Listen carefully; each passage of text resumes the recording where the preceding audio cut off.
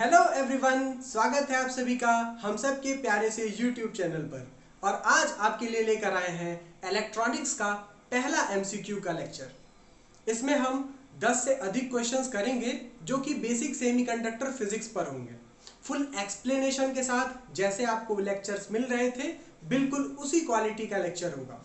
तो पूरे लेक्चर को देखिए, उसी के थ्रू अपनी पूरी पढ़ाई को रिवाइज कीजिए और एग्जाम में अच्छा परफॉर्म कीजिए।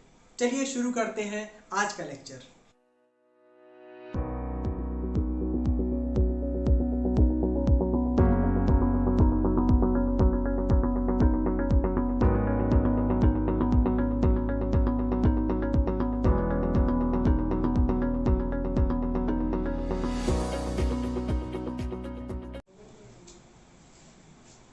चलिए देखिए, जो क्वेश्चंस हम करने वाले हैं इलेक्ट्रॉनिक्स में, इन क्वेश्चंस की खास बात ये होगी कि इनमें PN junction, basic semiconductor physics, transistor, amplifier, ये सारी चीज़ें मिक्स्ड होंगी। मैं इसके कम से कम 3 वीडियोस बनाऊंगा जिसमें ये सारा कुछ मिक्स्ड होगा। हाँ, लास्ट में डिजिटल इलेक्ट्रॉनिक्स पर ही क्वेश्चंस कराए जाएंगे, ढेर सारे क्वेश्चंस होंगे, ठीक है। लेकिन मैं इलेक्ट्रॉनिक्स का अलग अलग पोर्शन में वीडियो बनाने के बजाय मैं चार जो आपके टॉपिक्स हैं, पहला आपका बेसिक सेमीकंडक्टर फिजिक्स, दूसरा पीएन जंक्शन, तीसरा ट्रांजिस्टर, चौथा एम्पलीफायर ऑसिलेटर, इन 4 को एक साथ, डिजिटल इलेक्ट्रॉनिक्स का अलग से, ठीक है। इन 5 टॉपिक्स को मैं कवर करूंगा, ठीक है। रेडियो ट्रांसमीटर रिसीवर एक टॉपिक है और दूसरा टॉपिक आपका है मॉड्यूलेटर एंड डीमॉड्यूलेटर। इनके भी कुछ क्वेश्चंस मैं देख लेता हूँ, करा देता हूँ, क्योंकि ये छोटे टॉपिक्स हैं। इनसे आपके ऑब्जेक्टिव क्वेश्चंस आपके लेवल पर कम ही बनेंगे। हो सकता है जो बने भी उनके बजाय आप इन्हें करना प्रीफर करें, ठीक है।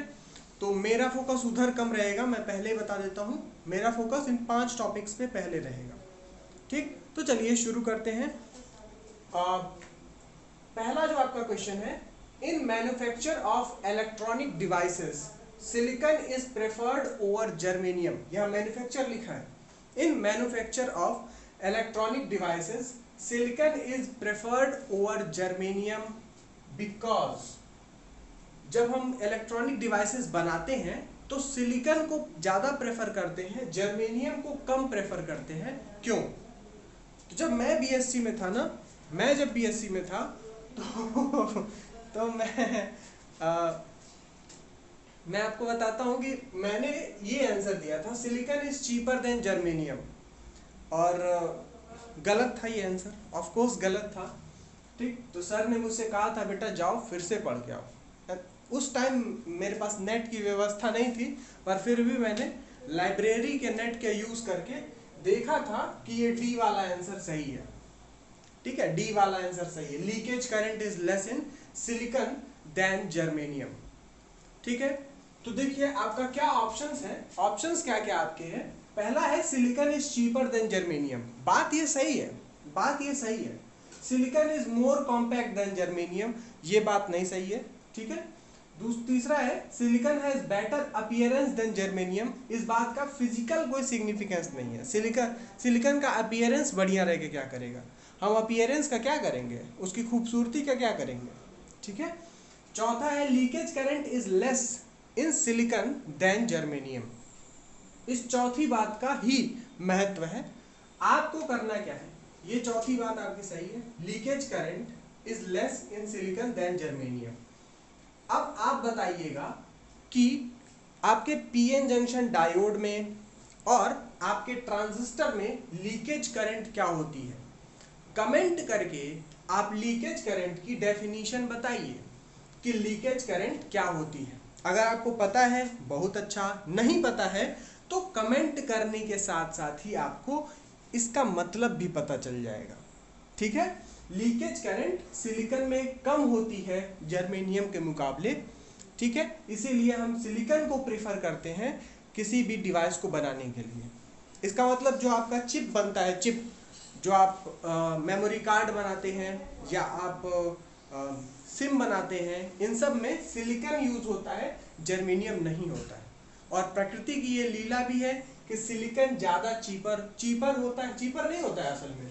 सिलिकॉन एबंडेंट होता है, यानी ज़्यादा मिलता है, लेकिन सिलिकॉन को मैन्युफैक्चर करना थोड़ा महंगा होता है, ठीक, महंगा होता है, जर्मेनियम से ज़्यादा महंगा होता है, पर फिर भी इतना ज़्यादा मिलता है कि आप उसको कह सकते हैं कि पूरा ओवरऑल प्रोसेस जो है वो भी ठीक ही है, चीपर ही है, ठीक।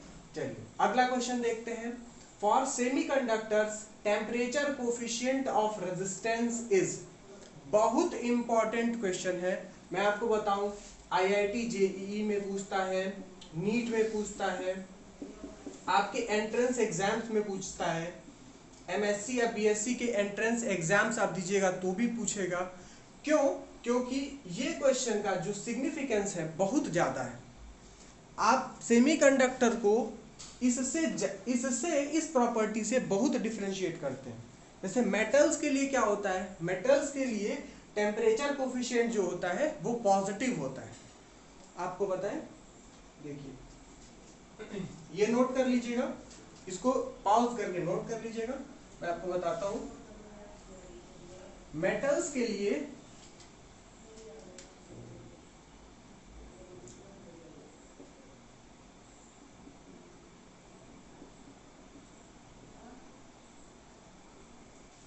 आपने ये रिलेशन पढ़ रखा है, ठीक है, मेटल्स के लिए आपने ये रिलेशन पढ़ रखा है।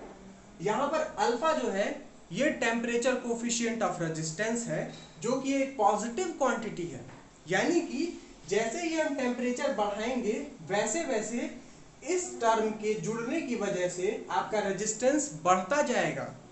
यानी कि अगर आप मेटल लेते हैं, उसका टेम्परेचर बढ़ाते जाते हैं तो उसका रेजिस्टेंस भी बढ़ता जाएगा।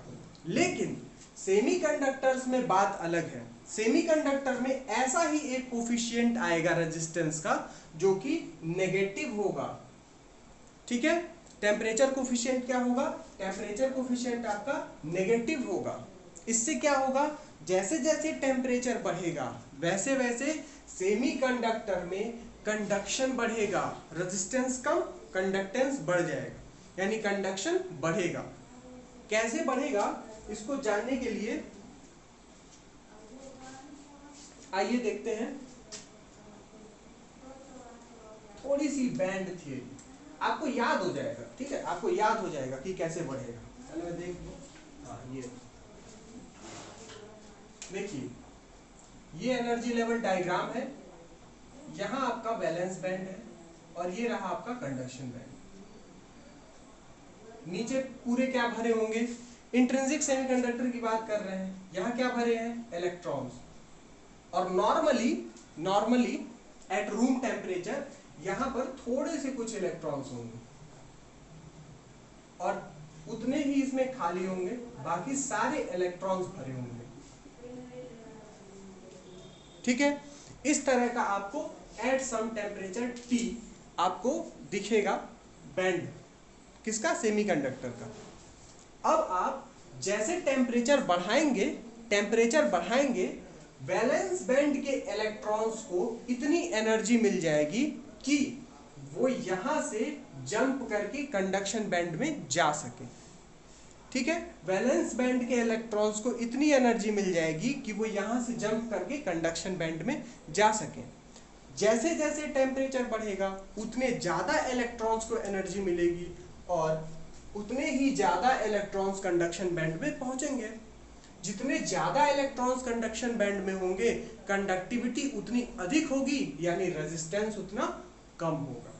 बात आपको समझ में आ गई, यही कारण है, इसको याद रखिएगा। कभी कभी बोलता है for silicon temperature coefficient of resistance is negative positive. अब कंफ्यूज ना हो जाइए, सिलिकॉन भी एक सेमीकंडक्टर है तो उसके लिए भी क्या होगा, नेगेटिव ही होगा, ठीक है।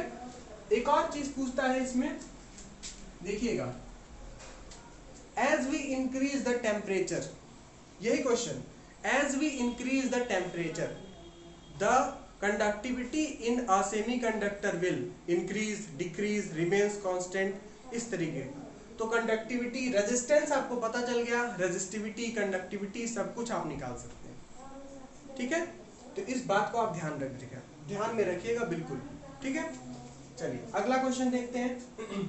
The conductivity of intrinsic semiconductor at 0 degree centigrade, 0 degree centigrade पर इंट्रिंसिक सेमीकंडक्टर की कंडक्टिविटी कितनी होगी? टेम्परेचर 0 हो गया, ये तो तब तो 0 होना चाहिए।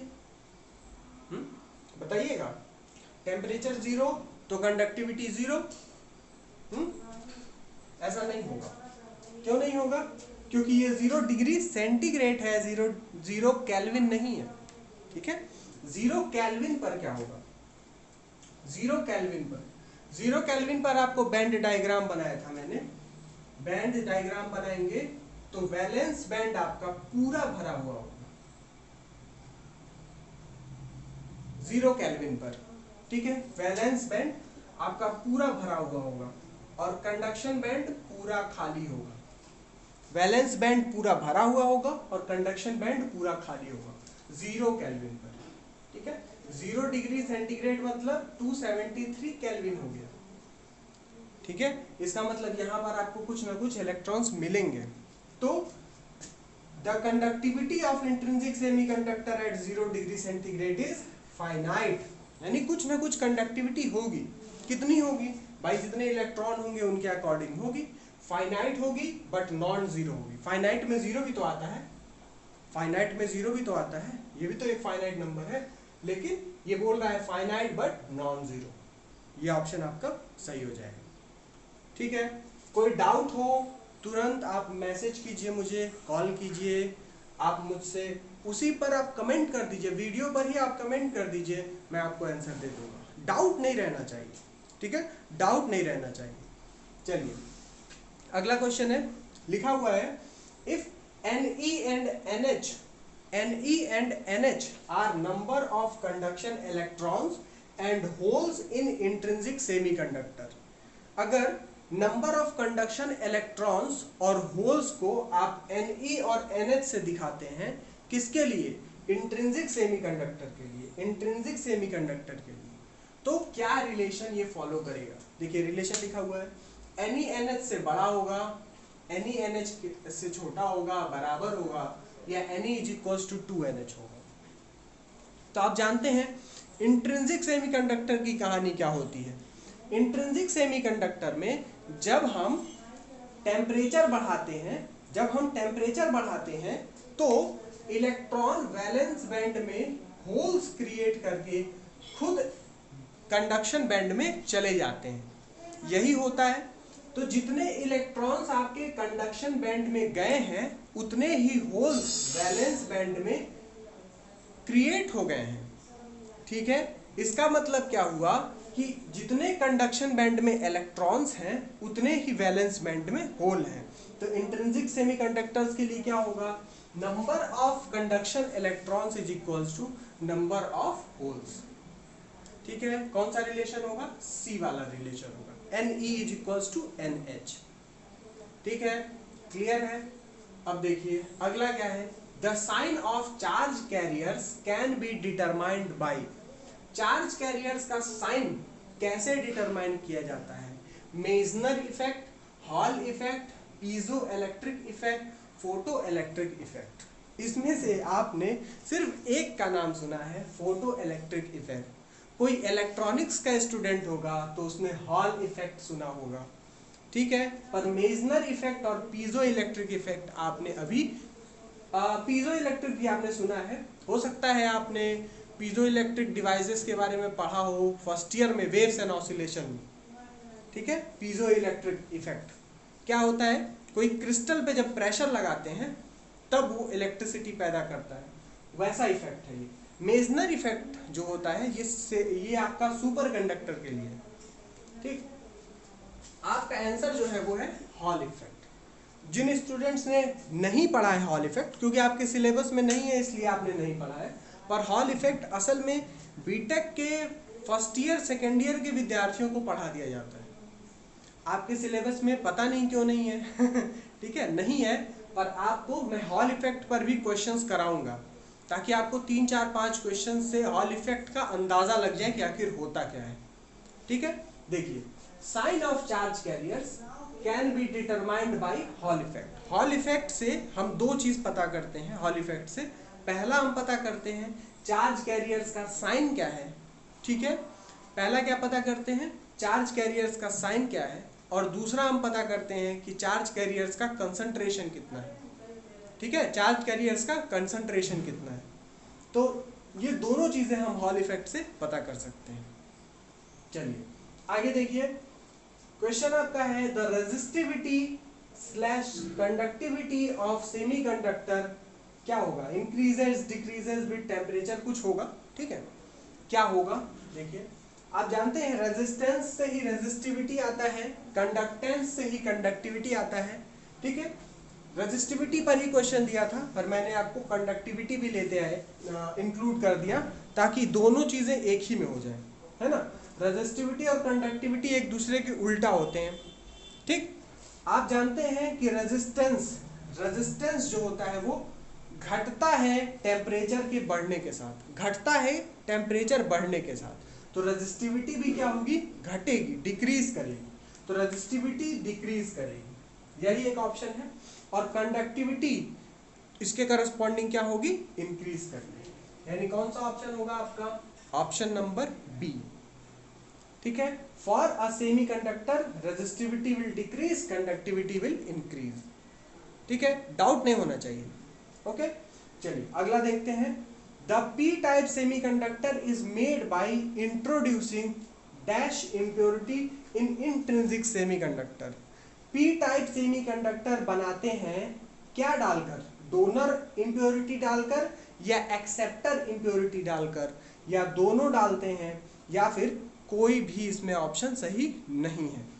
तो पी टाइप बनाना है, पी टाइप में क्या डालते हैं हम, पी टाइप में हम डालते हैं ट्राईवैलेंट, और ट्राईवैलेंट इम्प्योरिटी डालते हैं तो क्या हो जाता है, एक इलेक्ट्रॉन की कमी हो जाती है ना। आपने याद किया है, एल्यूमिनियम तीन तरफ से तो बॉन्ड बना लेगा, एक तरफ में आपके वैकेंसी क्रिएट हो जाएगी, है ना, एक जगह वैकेंसी क्रिएट हो जाएगी, होल क्रिएट हो जाएगी। तो ये होल क्या कहेगा, कहेगा इलेक्ट्रॉन हम एक्सेप्ट कर सकते हैं, इलेक्ट्रॉन एक्सेप्ट कर सकते हैं। यानी कौन सी इंप्योरिटी कहेंगे इसको, एक्सेप्टर इंप्योरिटी कहेंगे। ठीक है, इसको कौन सी इंप्योरिटी कहेंगे, एक्सेप्टर इंप्योरिटीज कहेंगे। ठीक है, तो इतने क्वेश्चंस हो गए। अभी आप इनको सारा नोट डाउन कर लीजिए, इसको लिख लीजिए, हम लोग फिर से एक नया सेट लेकर आते हैं। चलिए नेक्स्ट सेट ऑफ क्वेश्चंस है हमारे पास। If mu E and mu H are electrons and holes mobilities, ठीक है, E be the electric field and I be intrinsic carrier concentration, then current density J for intrinsic carrier is. इसको solve करना है, इसको हमें सीधे टिक करना है, देखा और टिक किया। ठीक है, टिक किया, आगे निकल गया।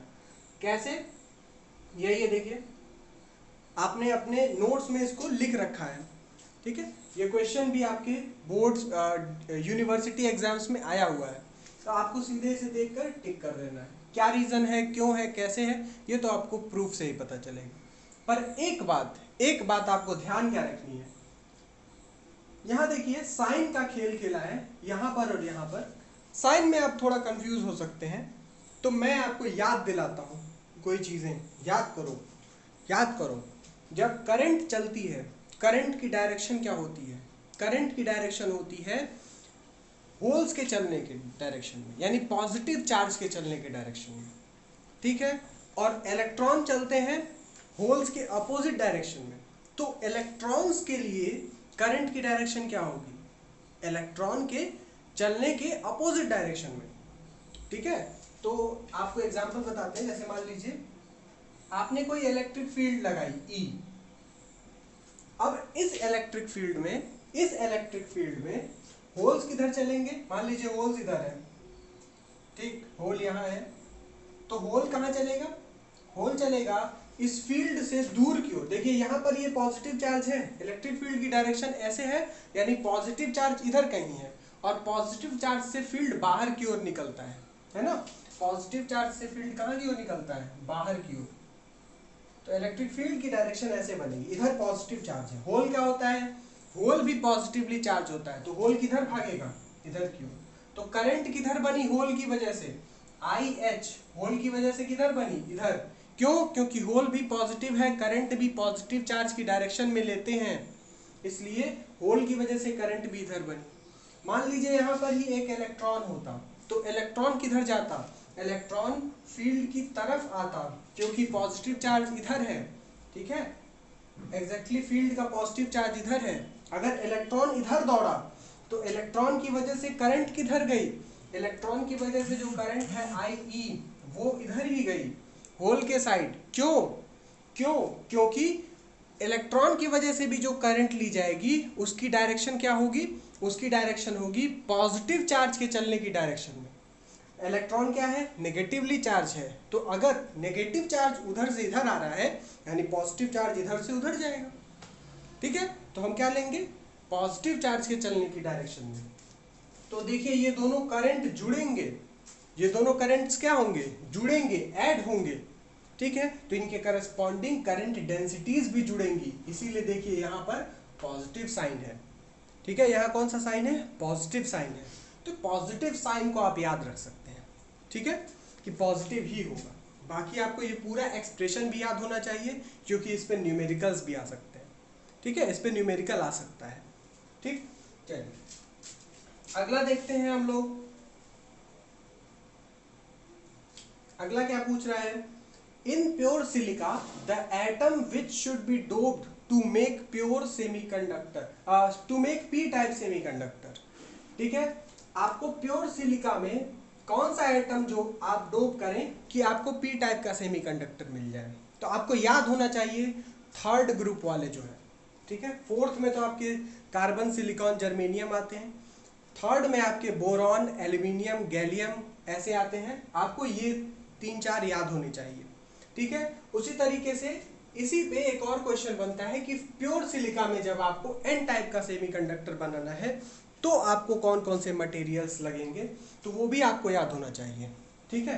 नाइट्रोजन छोड़कर, ठीक है, नाइट्रोजन छोड़कर फास्फोरस, आर्सेनिक, एंटीमनी, बिस्मथ, ठीक है, ये होते हैं, इनको याद रखना है। कम से कम 3 तो आपको पूछते ही, फास्फोरस, आर्सेनिक, एंटीमनी। इधर भी याद होना चाहिए बोरॉन, एल्यूमिनियम और गैलियम, ठीक है। इसको लिख लीजिए कि ट्राइवेलेंट बनाना है तो बोरॉन, एल्यूमिनियम, गैलियम, पेंटावेलेंट बनाना है तो फास्फोरस, आर्सेनिक, एंटीमनी, ठीक है। आपको पीरियोडिक टेबल तो याद ही होना चाहिए, ठीक। चलिए, क्योंकि अभी भी आप लोग केमिस्ट्री तो पढ़ ही रहे हैं, केमिस्ट्री तो पढ़ ही रहे हैं, है ना। तो देखिए आपको ट्राइवेलेंट बनाना है तो क्या होना चाहिए, एल्यूमिनियम। एक बार और क्वेश्चन पूछा है, यहाँ पे बोरॉन दे दिया है, ठीक, ये सब बदल दिया है, एक जगह बोरॉन दे दिया है, ठीक है। ऐसा ही क्वेश्चन पूछा है एन टाइप बनाने के लिए, तो आपको बस ये 6 एलिमेंट्स पता होने चाहिए, आप इस तरह के सारे क्वेश्चंस कर लेंगे, ठीक है ना। चलिए अगला देखिए, the semiconductor which comes in category of direct band gap. अब डायरेक्ट बैंड गैप क्या होता है, in category of direct band gap. Direct band gap हमने तो पढ़ा ही नहीं है, ठीक है, डायरेक्ट बैंड गैप तो हमने पढ़ा ही नहीं है ना। देखिए डायरेक्ट बैंड गैप सेमीकंडक्टर्स जो होते हैं, आपको जब इसका बैंड डायग्राम पढ़ाया जाएगा, के डायग्राम है ना, एनर्जी वर्सेस मोमेंटम डायग्राम, के डायग्राम, तभी आपको पढ़ाया जाएगा। अभी आप नहीं पढ़े हैं, ठीक, किसी ने नहीं पढ़ा, पर क्वेश्चन आया है, मैं आपको इंट्रोड्यूस कर देता हूं। देखिए जो ऐसे कंपाउंड वाला दिखेगा ना वो डायरेक्ट बैंड गैप है, ठीक है, कंपाउंड वाला दिखेगा वो डायरेक्ट बैंड गैप है। ऐसा कहना सही नहीं है क्योंकि कुछ कुछ नहीं भी हो सकता है, पर मैं आपको बता देता हूँ, ये गैलियम आर्सेनाइड जो है यही डायरेक्ट बैंड गैप सेमीकंडक्टर है, ठीक। जो आपके ऑप्टो इलेक्ट्रॉनिक डिवाइसेस होते हैं, जैसे कि आपका एलईडी हुआ, कोई डिटेक्टर हुआ, लेजर हुआ, ये डायरेक्ट बैंड गैप सेमीकंडक्टर से बनते हैं, ठीक है। तो इसलिए इसमें पूछा हुआ है क्वेश्चन, एलईडी आपके सिलेबस में है इसलिए ये क्वेश्चन पूछ सकता है, ठीक है ना, इसलिए पूछ सकता है। और भी बता देते हैं आपको, कैडमियम सल्फाइड, कैडमियम सेलेनाइड, या गैलियम आर्सेनियम फास्फाइड, गैलियम आर्सेनियम सेलेनाइड, ऐसे करके आ सकता है, ठीक है। तो इस तरह के जब आपको कंपाउंड्स मिलेंगे तो आप समझ जाएंगे क्या होता है डायरेक्ट बैंड गैप। सिलिकॉन क्या है, सिलिकॉन आपका इनडायरेक्ट बैंड गैप है।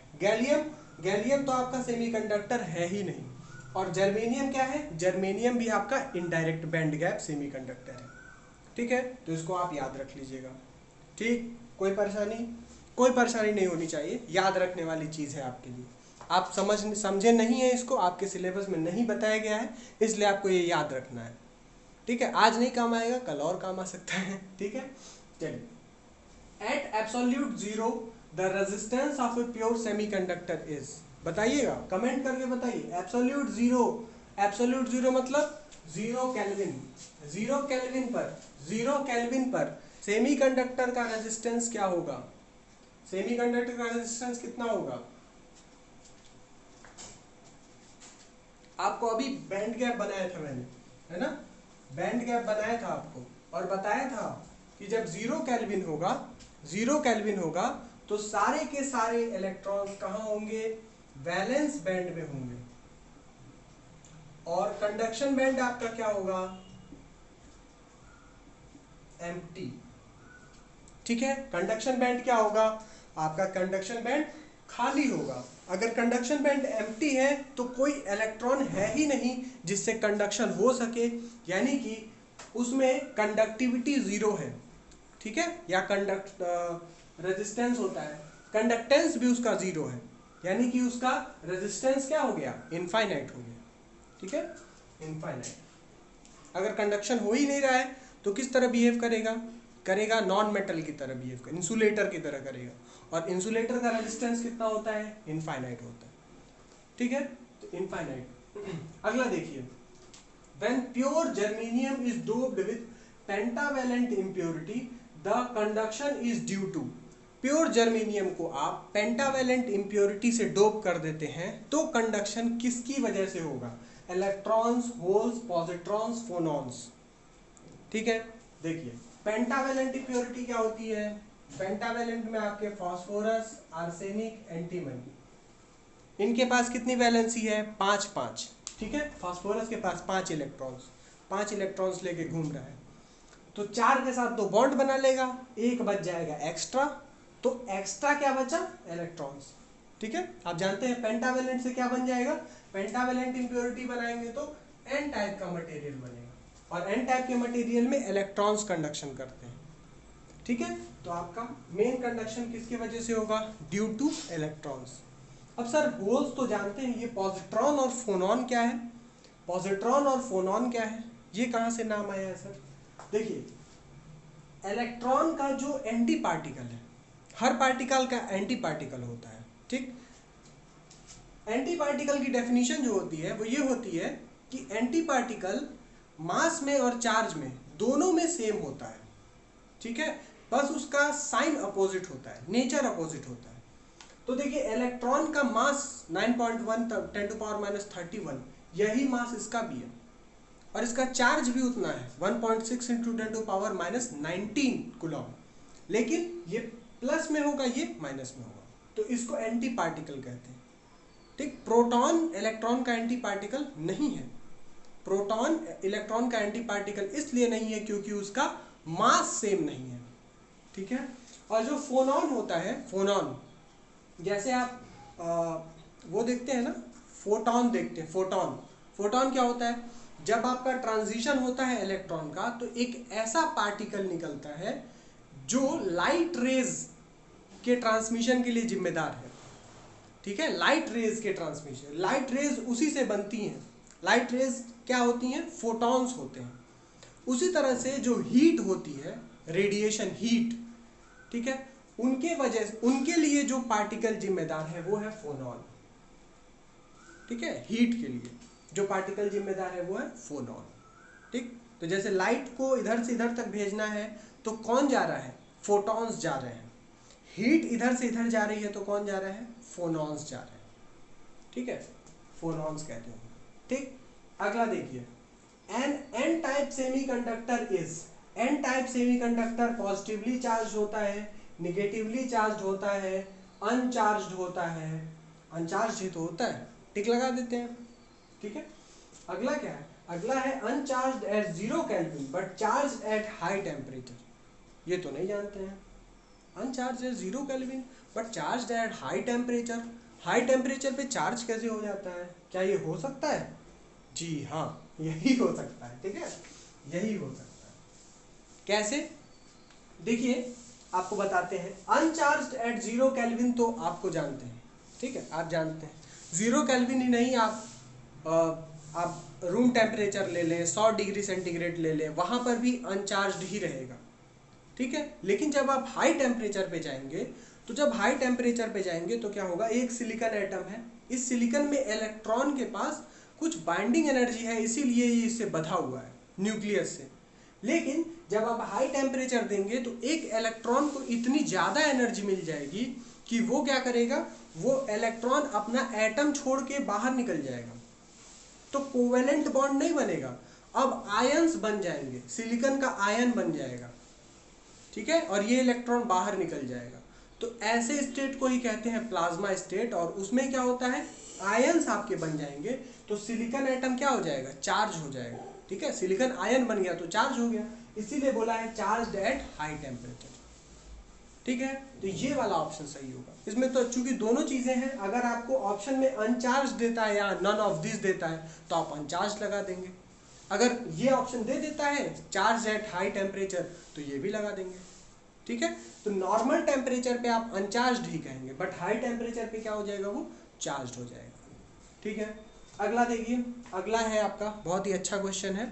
अगला क्वेश्चन है the density of minority carriers, the density of minority carriers increases with temperature, decreases with temperature, increases with doping and remains constant of doping and temperature। मतलब minority carriers जो होते हैं उनकी density यानी number increase करेगी temperature के साथ, decrease करेगी टेम्परेचर के साथ, डोपिंग के साथ इंक्रीज करेगी, या डोपिंग या टेम्परेचर के वेरिएशन से इंडिपेंडेंट होती है, यानी जितनी होती है उतनी ही रहती है, ठीक। अब इसको हम कैसे देखें, ठीक, आपको दो तरीके से समझा सकते हैं, दोनों तरीके से समझ लीजिए, आपको बहुत कुछ याद आ जाएगा।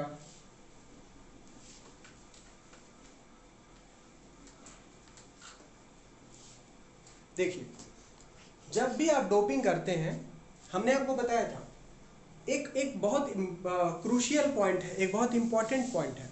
उस पॉइंट में हमने कहा था कि जब आप हाई टेम्परेचर पे किसी सेमीकंडक्टर डिवाइस को लेते जाएंगे तो वो किस तरह बिहेव करता है, वो इंट्रिंसिक के तरह बिहेव करता है, इंट्रिंसिक की तरह। At high temperature semiconductor devices behave as intrinsic semiconductor. कैसे करता है, कैसे करता है, याद आ रहा है कुछ? चलिए बैंड गैप थियरी से समझते हैं, बिल्कुल अच्छे से क्लियर कर लीजिए। बैंड गैप थियरी से ही आप सारा एक्सप्लेनेशन दे सकते हैं। और अगर आपको बैंड गैप थियरी थोड़ी सी समझ में आती, थियरी मतलब ये थियरी थोड़े अंडरस्टैंडिंग है ना, इसमें पॉइंट्स थोड़े ही है, हमने समझा है, इसको अगर आप याद रखते हैं, कंक्लूड करके रखते हैं, तो आपसे बैंड थियरी का कोई क्वेश्चन नहीं गलत होने वाला, ठीक है। देखिए बैंड थियरी क्या कहती है, कहती है कि ये आपका वैलेंस बैंड है, ये कंडक्शन बैंड है। जब आपने डोपिंग की तभी आपको माइनॉरिटी और मेजॉरिटी चार्ज कैरियर्स मिलेंगे। डोपिंग के पहले इलेक्ट्रॉन और होल्स दोनों बराबर होंगे, ठीक है।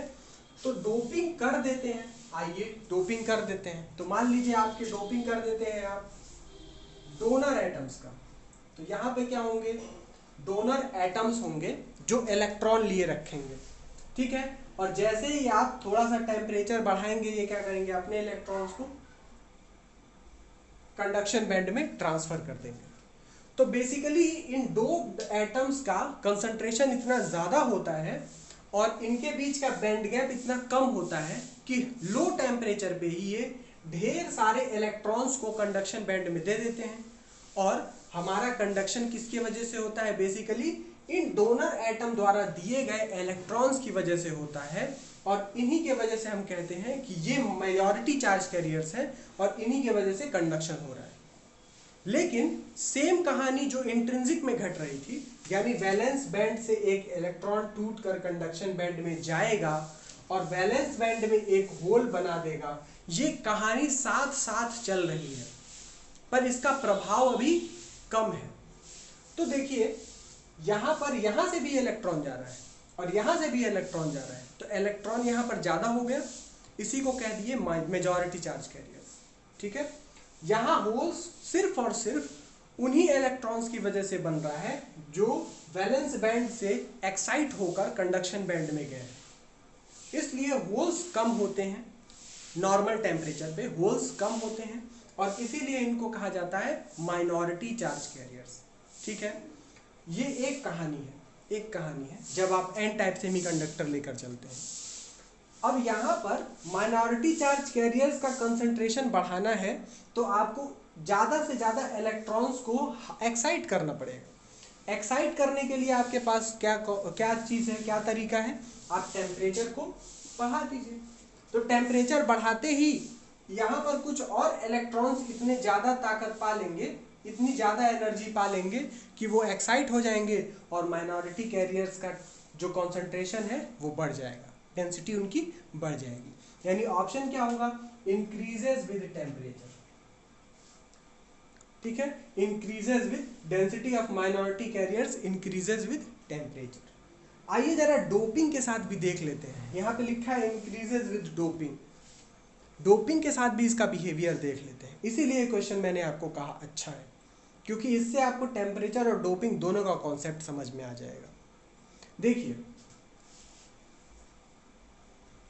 जो डोपिंग है, अगर आपने डोपिंग बढ़ाई तो माइनॉरिटी कैरियर्स पे क्या इफेक्ट पड़ेगा, क्या प्रभाव पड़ेगा, इसको समझने के लिए आप जरा मास कंजर्वेशन वाला एक फॉर्मूला है ना, वो फॉर्मूला याद कीजिए। NP NH is equals to NI square.